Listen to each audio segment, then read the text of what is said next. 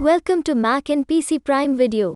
Have you ever had a song that you've always wanted to sing karaoke to but never could find an instrumental version? Or is there a song that you want to remix but can't find the isolated vocals? Or are you a drummer and want to play along to your favorite track with brand new grooves without the old drums getting in your way?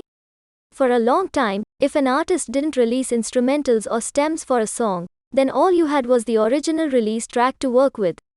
But now, with the music rebalance tool in Isotopes RX9, musicians and producers have more control over songs than ever before.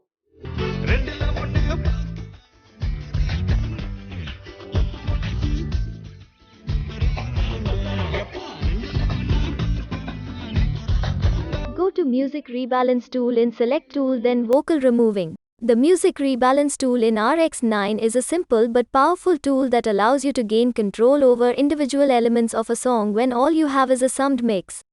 You have 4 faders that give you control over voice, bass, percussion, and other, meaning guitars, strings, synths, and anything that doesn't fit into the previous 3 categories. These faders give you control over the volume of those individual elements. At the top of the tool window, you can browse presets from a drop-down menu. You can also save your own or import others' presets for a faster workflow.